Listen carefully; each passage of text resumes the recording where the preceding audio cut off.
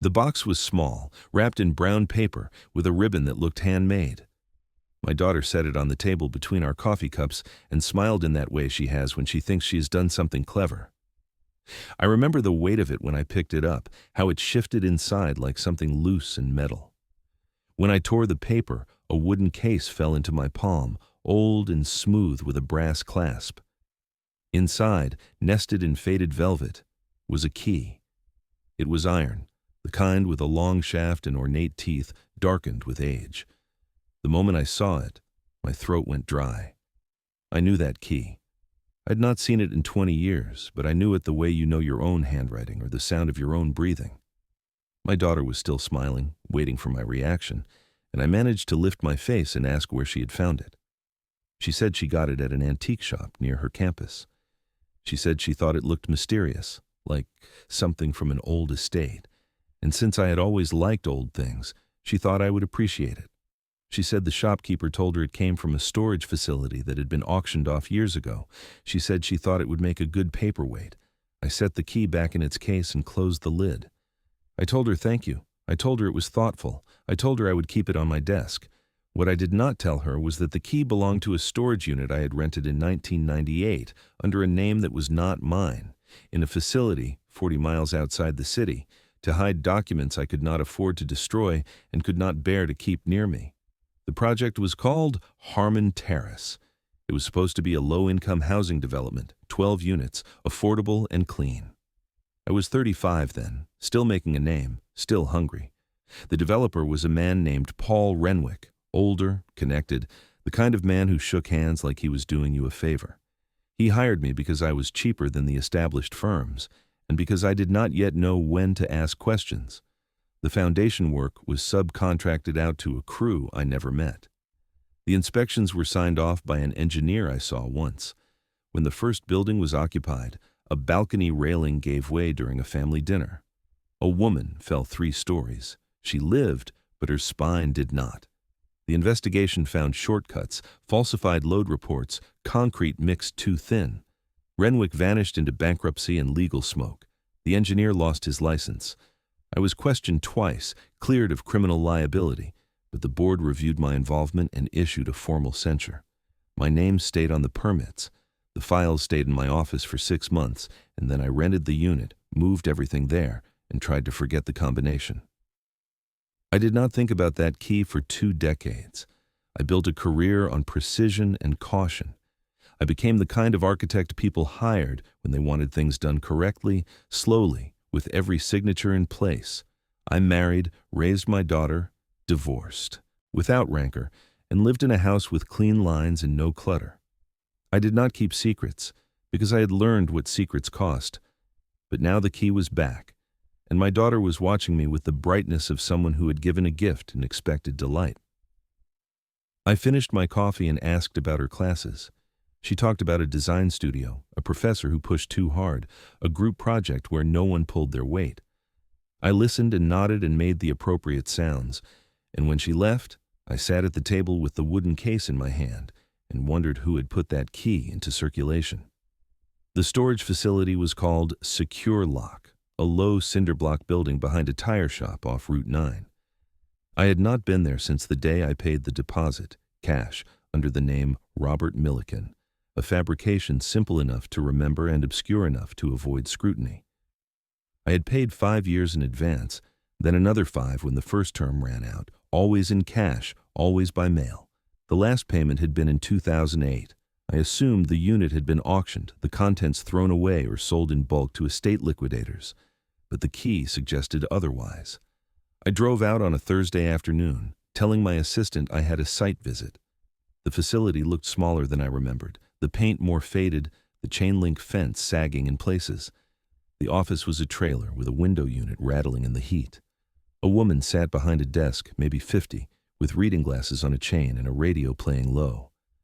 I asked if she had records for Unit 217. She looked at me without much interest and asked for identification. I gave her my license.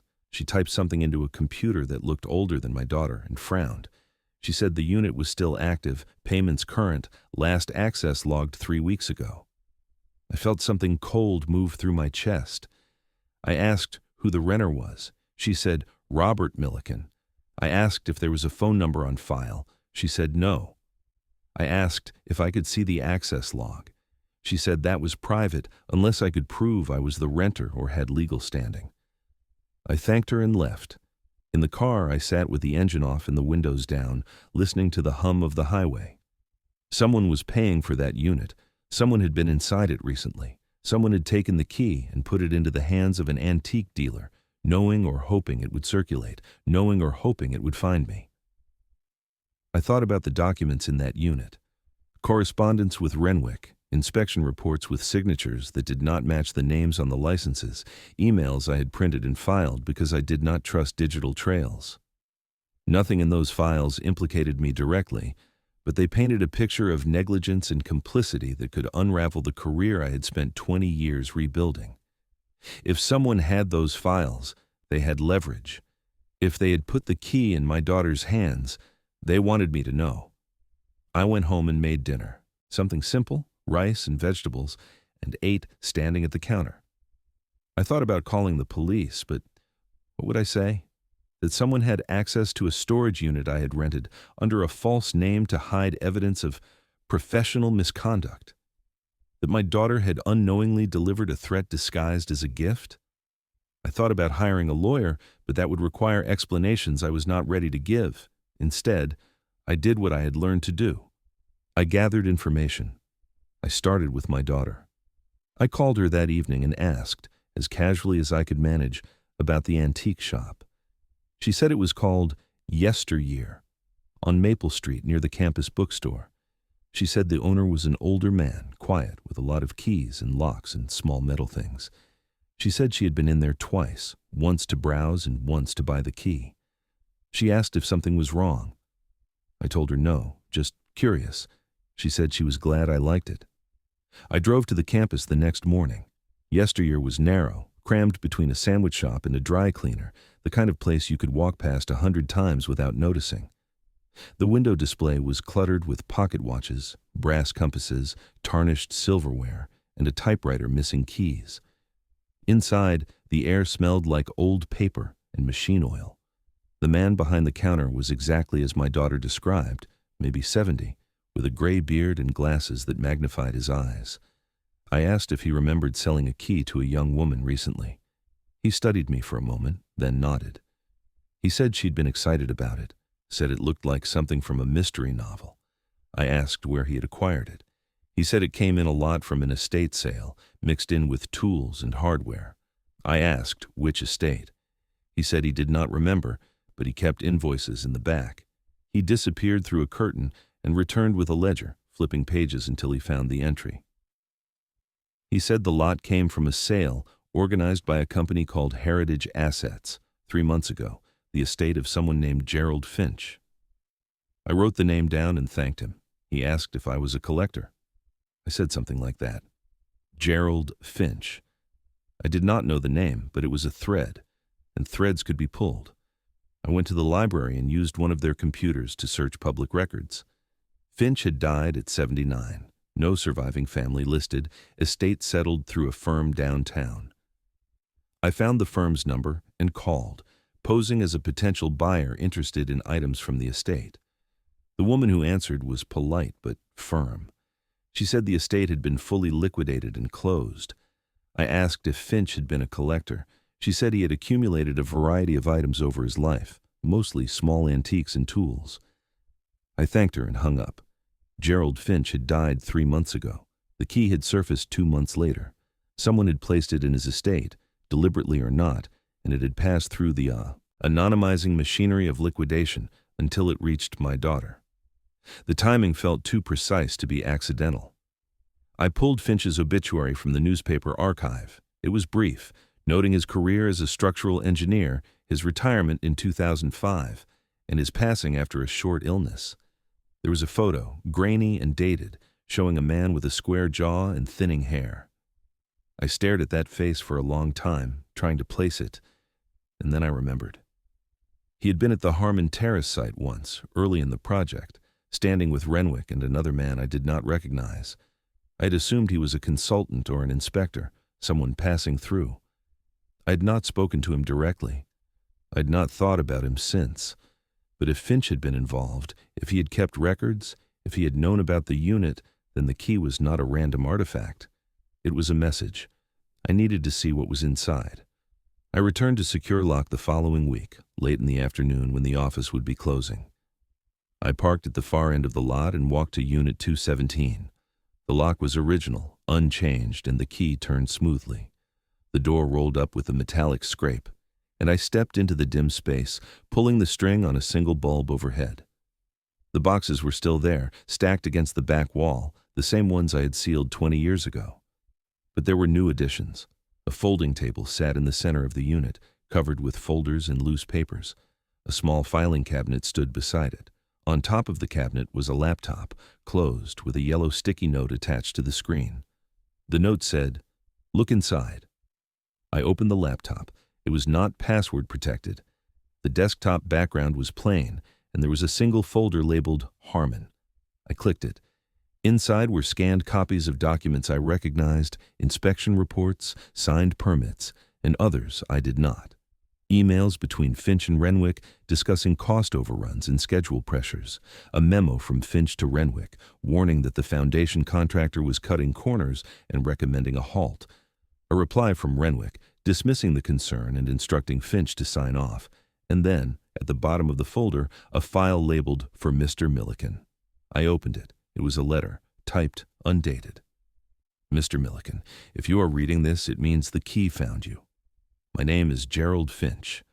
I worked on Harmon Terrace as a consulting engineer.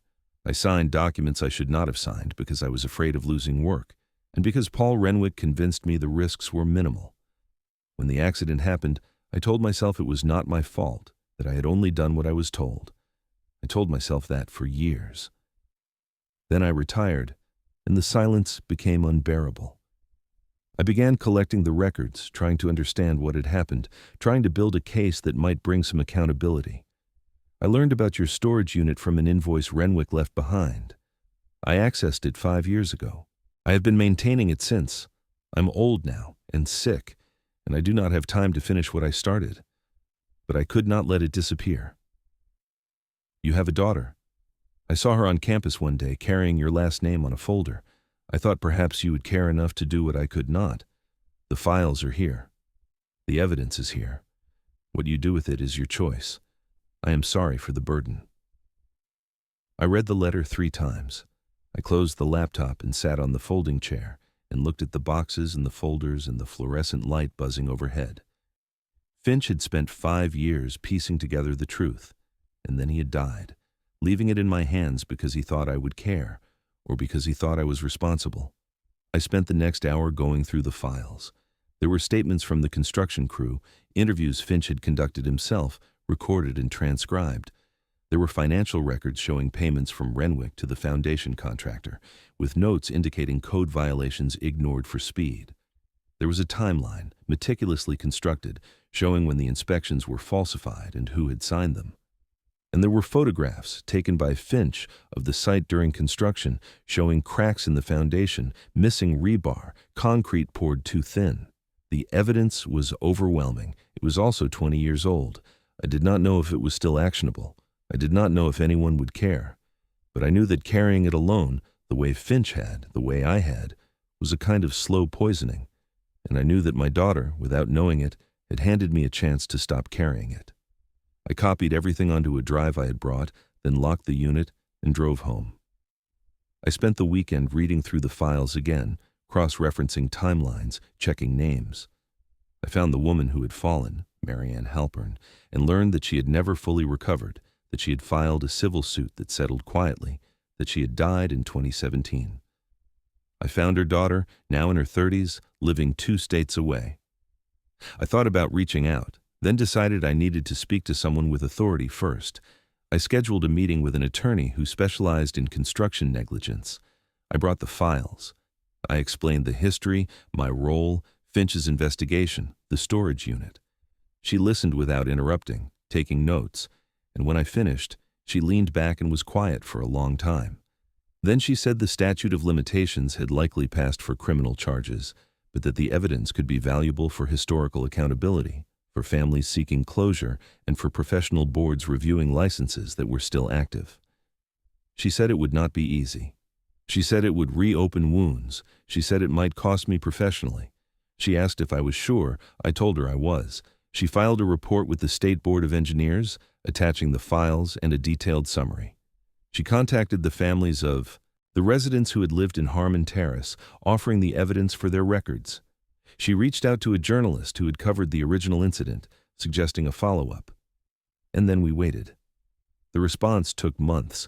The board reopened the case, reviewing Finch's evidence and cross-referencing it with their own records. 2 engineers who had signed off on inspections were reprimanded posthumously. Renwick, who had resurfaced under a different name in another state, was investigated for fraud and barred from working in construction. The journalist wrote a long piece about systemic failures in oversight, using Harmon Terrace as a case study. My name was mentioned, but the attorney framed my cooperation as evidence of accountability and transparency, and the board took no further action against me. My daughter called when the article was published. She asked if I had known about the key, if I had known what it meant. I told her the truth, all of it, as plainly as I could. She was quiet for a long time. Then she said she was glad I had done something, even if it was late. She said she was proud of me. I told her I was proud of her for being the kind of person who would buy a stranger a gift because it looked mysterious, for being curious and kind and unafraid. We had dinner the following week, and she did not mention it again. I kept the key on my desk, next to a photo of her from college, where it sits now. It is not a paperweight. It is a reminder that secrets corrode, that truth waits, and that sometimes the hardest thing is simply deciding to stop running. I still design buildings. I'm still careful. But I do not hide anything anymore. There's no second storage unit, no buried file, no name that is not my own. When I sign something, I mean it.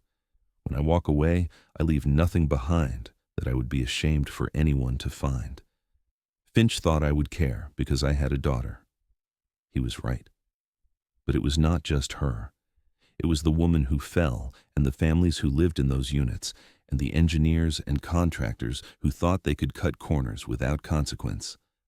It was everyone who trusts that when someone signs a document, they are telling the truth. And it was me, because I had spent 20 years pretending I could forget, and it turned out I could not. The key found me, and I'm grateful it did.